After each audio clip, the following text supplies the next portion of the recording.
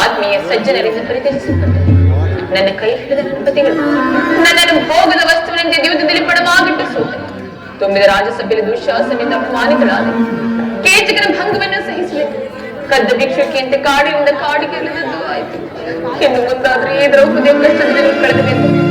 ಬದುಕಿರುವ 4 ದಿನಗಳಾದ್ರೂ ಸುಖವಾಗಿರೋಣವೆಂದುಕೊಂಡ್ರೆ ಹೆಜ್ಜೆ ಹೆಜ್ಜೆಗೂ ಈ ಅಪಮಾನ, ಏ ವಿಧಾನ. ಈ ದ್ರೌಪದಿ ಹಣೆಯಲ್ಲಿ ಇನ್ನೂ ಅದೇನೇನೆಂದು ಬರೆದಿರಬೇಕು. ಇನ್ನೂ ಅದೇನೇನೆಂದು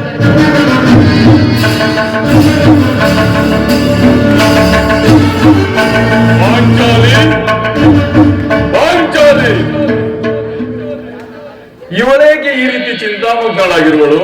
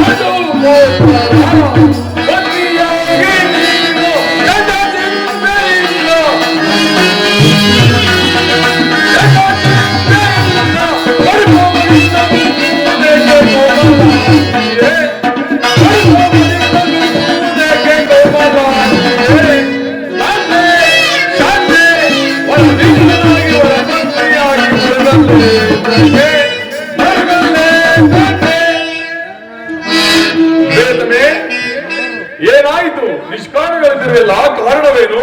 ನಾನು ನಿಷ್ಕಾರಣವಾಗಿ ಹೇಳ್ತಿಲ್ಲ. ಈ ದ್ರೌಪದಿ ಅಳಿವಿಗೆ ಒಂದಲ್ಲ 10 ಕಾರಣಗಳಿವೆ. ನೀವು ಪುರುಷರು, ನಿಮಗೆ ಯಾರಾದರೂ ದುರ್ವಾಸನೆನ್ನಾಡಿ ಅಪಮಾನ ಮಾಡಿದ್ದೆ ಆದ್ರೆ ನೀವೇ ಸರಿಯಾದ ಪ್ರತಿಕಾರ ಮಾಡುವುದು. ಆದ್ರೆ ಸೇರ ವಿಚಾರ ಹಾಗಲ್ಲ. ನಿಮಗಾಗಿ ಅಲೆದು ವನವಾಸ ಪಡೆದು ಪುರರಿಸದಾರೆ. ನಿಮಗಾಗಿ ಅಲೆದು ವನವಾಸ ಪಡೆದು ಪುರರಿಸದಾರೆ. ಸರಿಯೇ ನಿಮಗೆ ಸಂಗತವಾಯಿತು. ಸರಿಯೇ ನಿಮಗೆ ಸಂಗತವಾಯಿತು.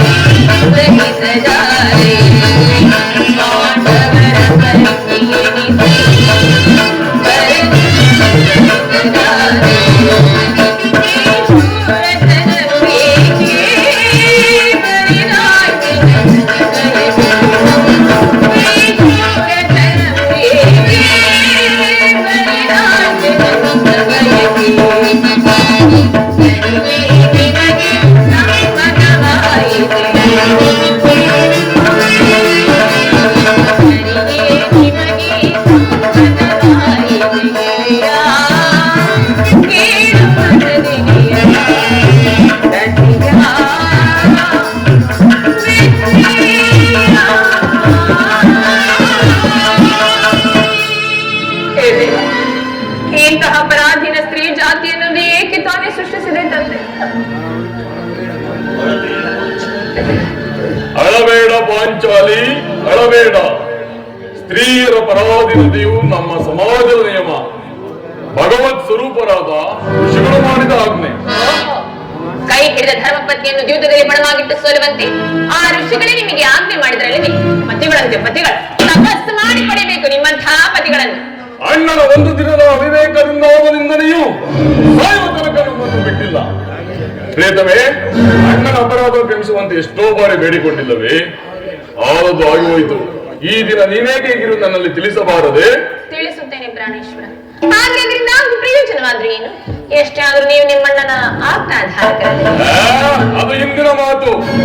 ಈಗ ನಾನು ಯಾರ ಆಜ್ಞಾಧಾರಕನೂ ಅಲ್ಲ. ಸರಿ ಸರಿ, ಹಾಗಾದ್ರೆ ಈಗ ಹೇಳ್ತೀನಿ ಕೇಳಿ. ಈ ದಿವಸ ಹಸ್ತಿನಾಂಬಿ ಮಂದಿರಕ್ಕೆ ದೇವಿ ದರ್ಶನಕ್ಕೆ ಅಲ್ಲಿಗ ದುರ್ಯೋಧನ ಪತ್ನಿಯಾದ ಭಾನುಮತಿಯು ಬಂದಿದ್ದಳು. ಅವಳು ನನ್ನನ್ನು ನೋಡಿ ನಕ್ಕು, ನಿನ್ನ ಪತಿಗಳ ವಾಸಕ್ಕಾಗಿ 5 ಗ್ರಾಮವನ್ನು ಬಿಡಲು ದೂತನನ್ನು ಕಳುಹಿಸಿದ್ದಾರೆ. ಇನ್ನೇನ ಸಂಧಿ ಆಗುವುದು. ಆಗಲಾದ್ರೂ ಬಿಚ್ಚಿರುವ ಈರಿನ ಮುಡಿಯನ್ನು ಕಟ್ಟಿಸುವೆಷ್ಟು ಎಂದು ಕೇಳಿ ಕೇಕೆ ಹಾಕಿ ನಕ್ಕಳು ಪ್ರಾಣೇಶ್ವರ. ಏನು? ದುರ್ಯೋಧನ ಪುನಃ ಸಂಧಿಗೆ ಪ್ರಯತ್ನ. ಹಾಗಾದರೆ ನನ್ನ ಸಂದೇಹವೂ ಸಫಲವಾಯಿತು. ಯಾರು ಯಾರು ಆ ರಾಯಭಾರಕ್ಕೆ ಹೋಗಿದ್ದವರು? ಮತ್ತಿನ್ಯಾರು? ನಮ್ಮ ಅಣ್ಣನಾದ ಕೃಷ್ಣನಲ್ಲವೇನು? ಏನು ಕೃಷ್ಣ? ಗೋಪಿಕಾಂಗನೆಯರ ವಿಲಾಸ ವಿಭ್ರಮಗಳಲ್ಲಿ ಮಗ್ನನಾದ ಆ ಯದುಪದಿಯು ಯುದ್ಧವನ್ನು ಮರೆಯುವುದು ಸಹಜ. ಅರ್ಜುನನು ದ್ವಾರಕೆಯಿಂದ ಹಿಂತಿರುಗಿದಾಗಲೇ ನಾನೀಗಾಗಿರಬಹುದನ್ನು ತಿಳಿದಿದ್ದೇನೆ. ಸರಿ, ಆ ಬಾಣಾಮತಿಗೆ ನೀನೇನೆಂದು ಉತ್ತರ ಕೊಟ್ಟೆ? ಅವಳ ಪ್ರಶ್ನೆಗೆ ಸರಿಯಾದ ಉತ್ತರವನ್ನೇ ಕೊಟ್ಟಿದ್ದೇನೆ. ಏನೆಂದು? ನಿನ್ನ ಕಟ್ಟಿರುವ ಮುಡಿಯನ್ನು ಬಿಡಿಸುವವರೆಗೂ ನನ್ನ ಬೆಚ್ಚಿರುವ ಈ ಮುಡಿಯನ್ನು ಕಟ್ಟಿಸುವುದಿಲ್ಲವೇ ಭಾನುಮತಿ ಎಂಬುದಾಗಿ. ಬಾಬು ಪಾಂಚಾಲಿ, ಬಾಬು.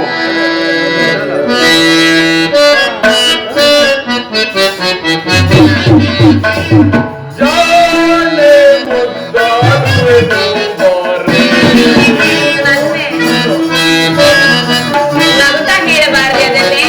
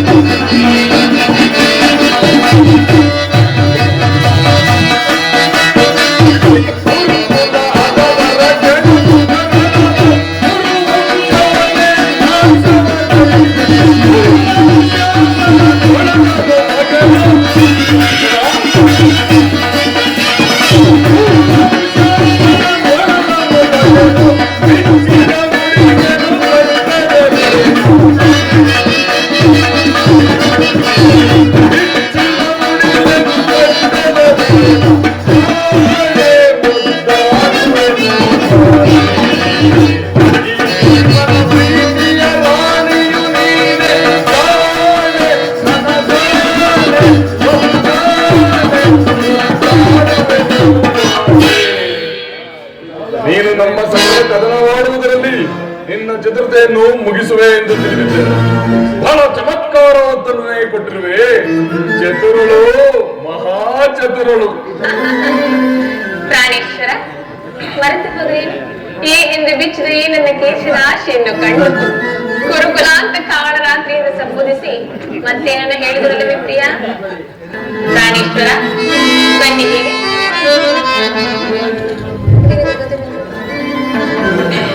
ಸ್ವಾಮಿ, ಸಮಯವಿದೆ.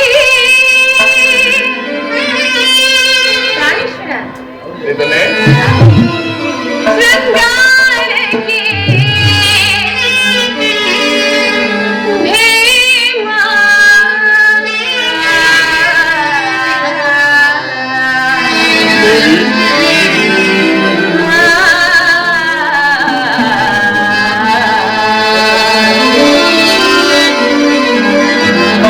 ಸ್ವಾಮಿ, ಸಮಯವಿದೆ.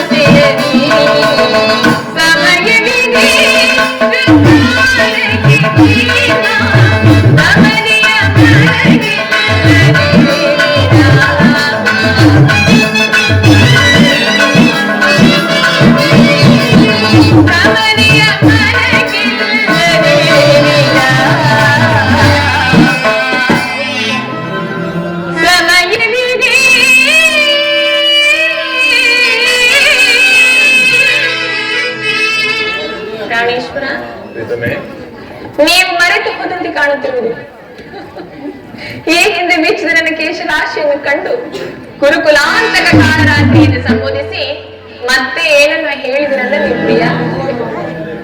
ಪುನಃ ನನ್ನ ಬಾಯಿಂದ ಹಲವು ಪ್ರತಿಜ್ಞಾ ವಾಕ್ಯಗಳನ್ನು ನುಡಿಸಲು ಅಪೇಕ್ಷಿಸುವೆಯಾ?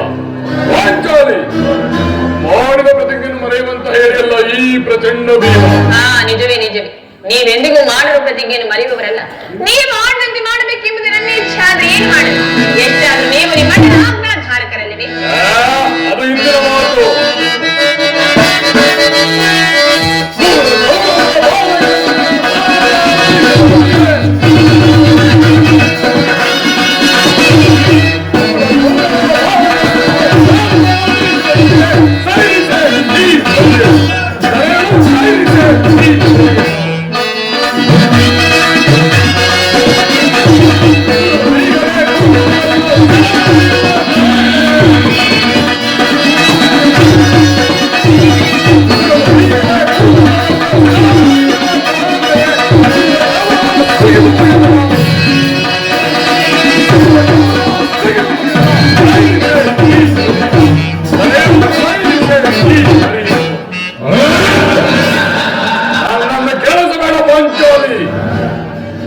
ಈಗ ನಾನು ಯಾರ ಆಜ್ಞಾಧಾರಕರು ಅಲ್ಲ.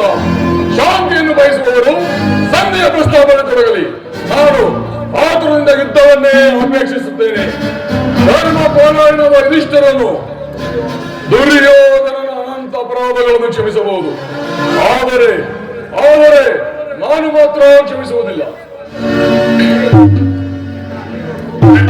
ಅಲ್ಲಿ ನೋಡು, ಆಗಲೇ ಭೀಮಸೇನನು ಸಂಧಿಯ ಪ್ರಸ್ತಾಪವನ್ನು ತಿಳಿದು ಕೆರಳಿದ ಕೇಸರಂತೆ ವಿಜೃಂಭಿಸುತ್ತಿರುವನು. ಆತನನ್ನು ಸಮಾಧಾನ ಪಡಿಸಲು ನಿನ್ನೊರೆತು ಮತ್ಯಾರೆನ್ನಲು ಸಾಧ್ಯವಿಲ್ಲ. ನಿಜ ಅರ್ಜುನ, ಈ ಸಾರಿ ಭೀಮಸೇನನ ಕೋಪಕ್ಕೆ ದ್ರೌಪದಿಯೇ ಮೂಲ ಕಾರಣ ಎಂದು ತೋರುವುದು. ಜಗತ್ತಿನಲ್ಲಿ ಸುಖ ದುಃಖಗಳಿಗೆಲ್ಲ ಸ್ತ್ರೀಯರೇ ಮೂಲ ಕಾರಣವೆಂದು ಶ್ರೀಕೃಷ್ಣ ಪರಮಾತ್ಮರು ಹೇಳುತ್ತಿದ್ದರು. ಕೌರವರೊಡನೆ ಇದ್ದಕ್ಕಿಂತ ಈ ನನ್ನ ಸಹೋದರರ ಕೋಪವನ್ನು ಶಮನ ಮಾಡುವುದೇ ನನ್ನಿಂದ ಅಸಾಧ್ಯವಾಗುವುದಿಲ್ಲ. ಭೀಮಸೇನ, ನನ್ನಲ್ಲಿ ಕೋಪವೇ ತಮ್ಮ. ಪಾಂಚಾಲಿ, ಅಣ್ಣನಿಗೆ ಸಿಟ್ಟಾಗಿರುವನು. ಈ ನಿಮ್ಮ ಪ್ರಶ್ನೆಗೆ ಏನನ್ನು ಬಿರುಗುವುದಿಲ್ಲ, ಸರಿಯಾದ ಉತ್ತರವನ್ನೇ ಕೊಡಬಲ್ಲದು. ಅಗ್ಗಜ, ಸಮಯಕ್ಕೆ ಸರಿಯಾಗಿ ಬಂದಿರಿ.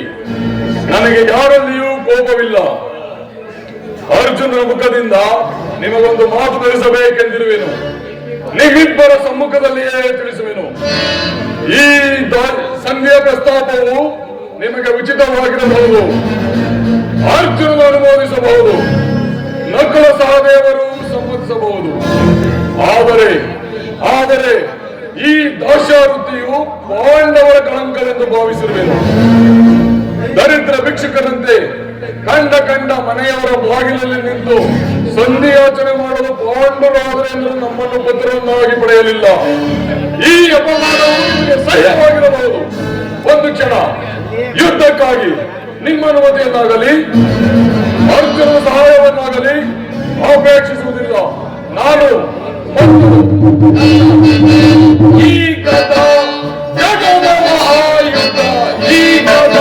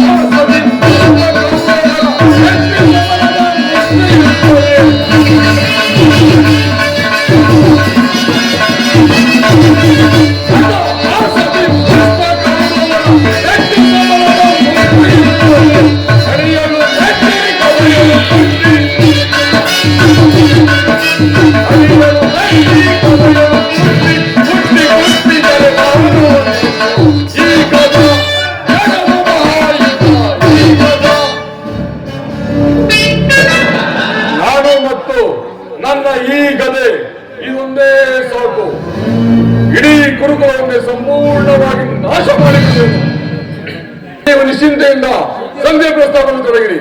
ನಾನು ಆತರಿಂದ ಯುದ್ಧವನ್ನೇ ಅಪೇಕ್ಷಿಸುತ್ತೇನೆ.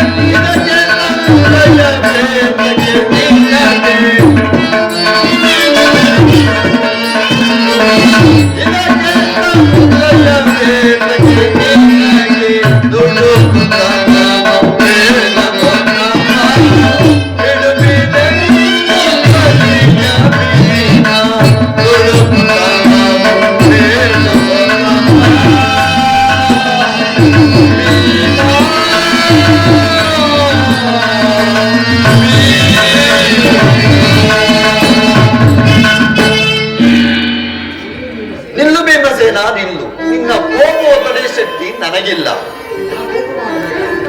ಅಣ್ಣ, ಕೋಪ ಮಾಡಬೇಡ. ಧರ್ಮಜನು ನಮಗಿಂತ ಹಿರಿಯವನು. ಆತನ ಇಷ್ಟಕ್ಕೆ ವಿರುದ್ಧವಾಗಿ ನಡೆಯುವುದು ಧರ್ಮವಲ್ಲ. ಪಾಂಚಾಲಿ,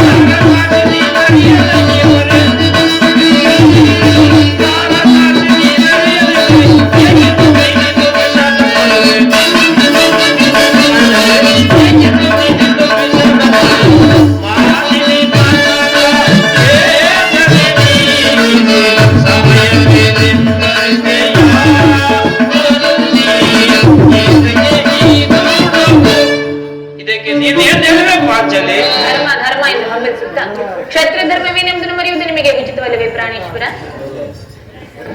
ಯುದ್ಧದಂತೆ ಶಾಂತಿ ರಕ್ಷಣೆಯು ಕ್ಷತ್ರಿಯನ ಕರ್ತವ್ಯವು. ಅವಿಚಾರಕ್ಕಾಗಿ ನಾವು ಯುದ್ಧವನ್ನು ಪ್ರಾರಂಭಿಸಿದರೆ ನಮ್ಮ ಅವಿಚಾರಕ್ಕಾಗಿ ನಾವೇ ದುಃಖಿಸಬೇಕಾಗುವುದು. ಪ್ರಾಣೇಶ್ವರ, ರಾಜೇಂದ್ರ ದೌಮ್ಯನ ತಂದೆಗೆ ಕಳುಹಿಸಲು ಅಪಮಾನ, ಕುಲಪುರೋಹಿತರನ್ನು ಕಳುಹಿಸಲು ಇದು ಮದುವೆ ಆವುದನ್ನು ಕುಟುಂಬ ಕನಿಷ್ಠ ಪರಿಜ್ಞಾನವು ನಿಮಗಿಲ್ಲದೆ ಹೋಯಿತು. ಈಗ ಶ್ರೀಕೃಷ್ಣ ಪರಮಾತ್ಮನ ಅಪಮಾನಕ್ಕೆ ಗುರಿಪಡಿಸಿದ್ರಲ್ಲ ಎನ್ನುವ ಚಿಂತೆ ನನ್ನನ್ನು ಕಾಡ ಹತ್ತಿದೆ. ಜಯ ಜಯ ಕೃಷ್ಣ, ಜಯ ಜಯ ಯದುಮತಿ. ಏನಿ ಕೋಲಾಹಲ? ಅರ್ಜುನ, ನಾನಿಂದ ಹೋಗುವೆನು. ಈ ಸಂಧಿಯ ಫಲಾಫಲಗಳನ್ನು ಕೇಳುವುದರಿಂದ ನನಗಾವ ಪ್ರಯೋಜನವೂ ಇಲ್ಲ. ಇವರ ಇಚ್ಛೆಯಂತೆ ಇವರು ಮಾಡಲಿ. ನಿಮ್ಮ ಅಪೋಷಿತ ವರ್ತನೆಯ ಫಲವು ನಿಮಗೇ ಇರಲಿ. ನನ್ನ ಪ್ರತಿಜ್ಞೆಯಿಂದ ನಡೆಯುವ ಸ್ವಾತಂತ್ರ್ಯ ಮಾತ್ರ ನನಗೆ. ಪ್ರಾಣೇಶ್ವರ ಸಮಾಧಾನರಾಗಿ ಯದುಪತಿ ನಮ್ಮನ್ನು ನಗುತ್ತಾ ಇತ್ತ ಕಡೆ ಬರುತ್ತದೆ.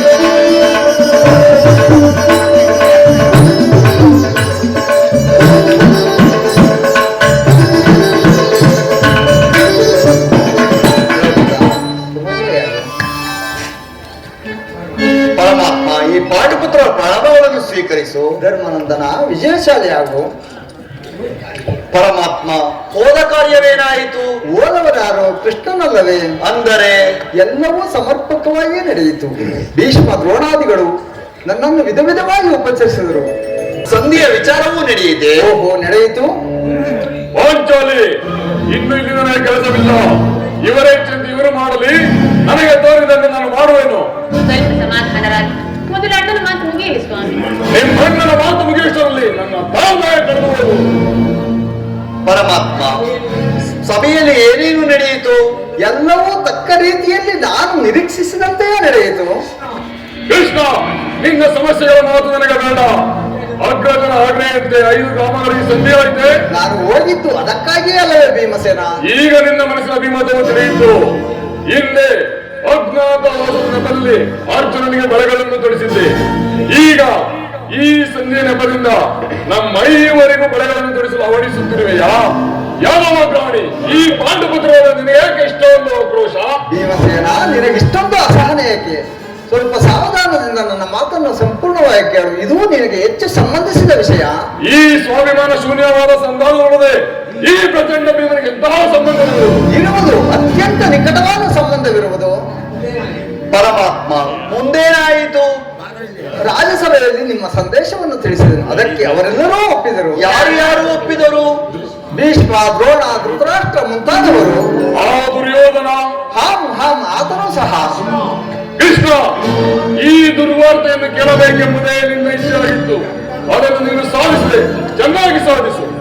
ಸಾಧನೆ ನಿಮ್ಮ ಪೌರುಷದ ವರ್ತನೆಯ ಫಲವನ್ನು ನೀವೇ ಗುಂಜಿಸಿರಿ.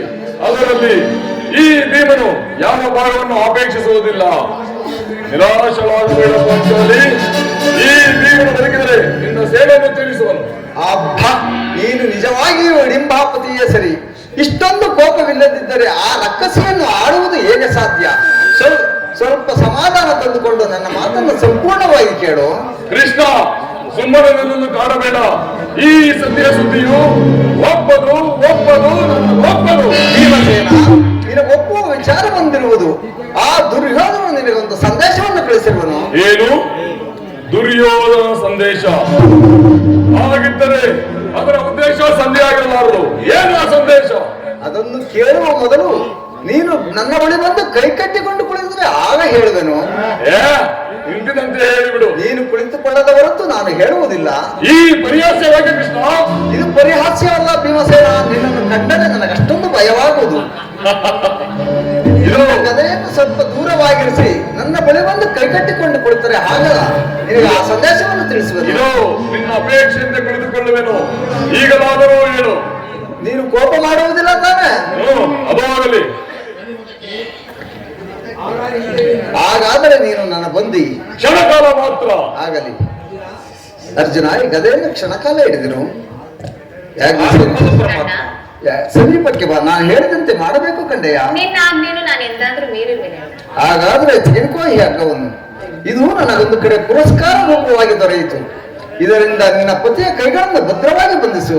ಅಣ್ಣ, ಇದು ಪರಿಹಾಸ್ಯ ಮಾಡುತ್ತಿರುವೆಯಾ? ಇದು ಪರಿಹಾಸ್ಯವಲ್ಲ ಸಹೋದರಿ. ನೀನು ಶತ್ರುಗಳ ಎಡೆಮುರಿಯನ್ನು ಬಿಡಿಸುವಲ್ಲಿ ಮಹಾಪಂಡಿತೆಯಂತೆ. ಹಾಗೆ ನಿನ್ನ ಪತಿಯ ಕೈಗಳನ್ನು ಕಟ್ಟಲು ಬರುವುದೇ ಇಲ್ಲವೋ ನೋಡೋಣ. ಭೀಮಸೇನ, ನಿನಗೆ ಸಂದೇಶ ಕೇಳುವ ಇಚ್ಛೆ ಇದ್ದರೆ ಪಾಂಚಾಲಿ ಕೃಷ್ಣನ ಹೇಳಿದಂತೆ ನನ್ನ ಕೈಗಳನ್ನು ಬಂಧಿಸು.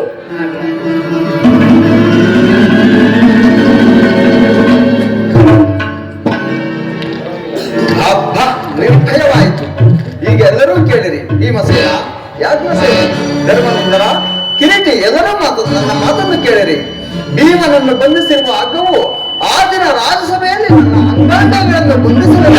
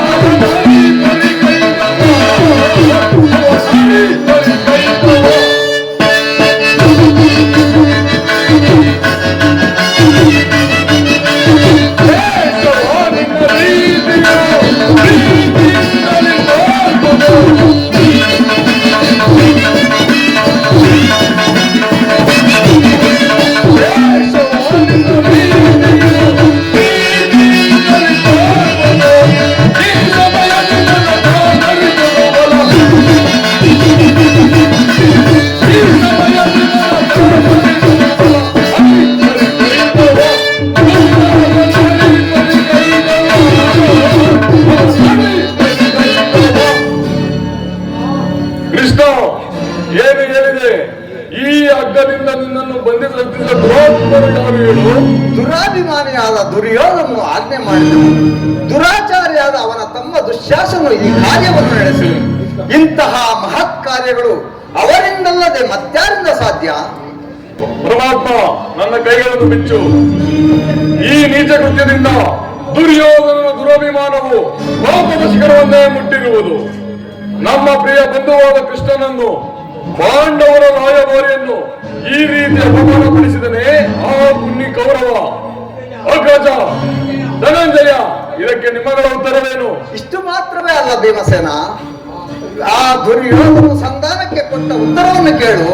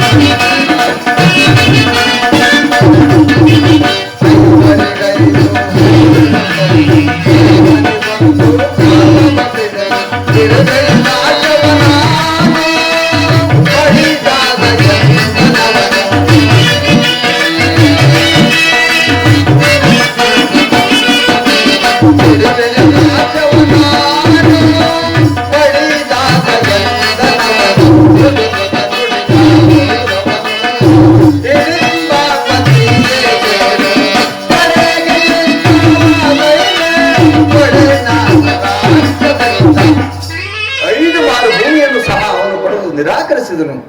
ನೀವು ಸಂಧಿಯನ್ನು ಅಪೇಕ್ಷಿಸುವುದಾದರೆ ಅದು ದೊರಕುವುದು ರಣರಂಗಗಳ ಆಸ್ವಾದನದಲ್ಲಿ ಮಹಾರಥಿಗಳ ವೀರ ಘೋಷಣೆಯಲ್ಲಿ ಎಂದು ಹೇಳಿಬಿಟ್ಟನು. ಈ ಸಂದೇಶಕ್ಕೆ ನಮಗೆ ಉಳಿದಿರುವುದು ಒಂದೇ ಉತ್ತರ, ಅದು ಯುದ್ಧ. ನಮ್ಮ ಪ್ರಯತ್ನಗಳನ್ನೆಲ್ಲ ವಿಫಲ ಮಾಡಿ ಮುಂದೆ ಬಂದು ನಿಂತಿರುವುದು ಭಯಂಕರವಾದ ಯುದ್ಧ. ಪರಮಾತ್ಮ, ನೀನು ತಿಳಿದಿರುವೆ, ನಾನು ಎಂದಿಗೂ ಯುದ್ಧವನ್ನು ಅಪೇಕ್ಷೆ ಪಟ್ಟವನಲ್ಲ.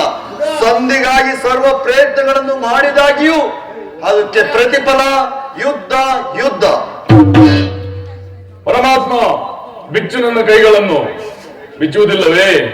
ಅಗ್ರಜ, ಧನಂಜಯ, ಯಾರು ಬಿಚ್ಚುವುದಿಲ್ಲವೇ? ಬೇಡ ಬೇಡ, ನಾನೇ ಬಿಚ್ಚಿಕೊಂಡು